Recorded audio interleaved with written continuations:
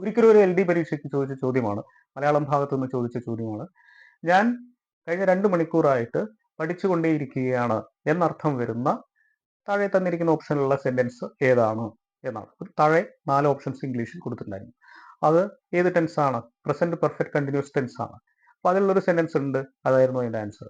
അപ്പൊ ഇതുപോലുള്ള ചോദ്യങ്ങൾ വരികയാണെങ്കിൽ എങ്ങനെയാണ് എന്നുള്ളതാണ്. അതായത് നമ്മളിപ്പോൾ ഒരു ടെൻസ് പഠിക്കുമ്പോൾ അതിന്റെ കൃത്യമായിട്ടുള്ള മീനിങ് പഠിച്ചു വെക്കണം എന്നുള്ളതാണ്. അപ്പോൾ സിമ്പിൾ പ്രസന്റ് ടെൻസിലെ നമ്മൾ subject plus V1 plus S or ES എന്നുള്ള ഫോമാറ്റ് പഠിച്ചു. ഇനി സബ്ജക്ട് പ്ലസ് V1 എന്നുള്ള ഫോമാറ്റ് ആണ്. അതായത് സബ്ജക്റ്റും V1 മാത്രം വരുന്നു. ഏതൊക്കെ സബ്ജക്റ്റിനോടൊപ്പമാണ് V1 മാത്രമായിട്ട് ഉപയോഗിക്കുന്നത്? അതായത് വെർബിനോട് S ഇല്ലാതെ ഉപയോഗിക്കുന്ന സമയങ്ങൾ ഏതൊക്കെയാണ്? I സബ്ജക്റ്റ് ആയി വരുമ്പോൾ, അല്ലെങ്കിൽ U സബ്ജക്റ്റ് ആയി വരുമ്പോൾ, അല്ലെങ്കിൽ പ്ലൂറൽ സബ്ജക്റ്റ് ആയി വരുമ്പോൾ V1 എന്ന ഫോം മാത്രമേ ഉപയോഗിക്കുള്ളൂ. പക്ഷേ ഇതേ അർത്ഥം തന്നെയാണ്, അർത്ഥത്തിന് ഒരു മാറ്റവും സംഭവിക്കില്ല. അപ്പൊ എങ്ങനെയാ? I go എന്ന് പറഞ്ഞാൽ എന്താ അർത്ഥം? I എന്നുള്ളത് സബ്ജക്റ്റ് ആണ്, ഗോ എന്ന V1 നമ്മൾ ചേർക്കുന്നു. V1 മാത്രമേ നമുക്ക് ആവശ്യമുള്ളൂ. അപ്പൊ എന്തായി? ഞാൻ പോകാറുണ്ട് എന്നർത്ഥമായി അല്ലെ?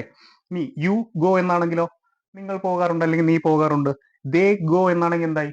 അവർ പോകാറുണ്ട്. അതേപോലെ തന്നെയാണ് യു റൈറ്റ് എന്നാണെങ്കിൽ എന്തായി അർത്ഥം?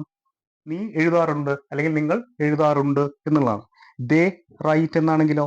അവർ എഴുതാറുണ്ട് എന്നായി. അപ്പൊ ഇതാണ് സിമ്പിൾ പ്രസന്റ് ടെൻസിൽ സബ്ജക്ട് പ്ലസ് V1 വെർബിനോട് S ചേരാത്ത രൂപത്തിലുള്ള സെന്റൻസ് വരുമ്പോഴുള്ള അർത്ഥം.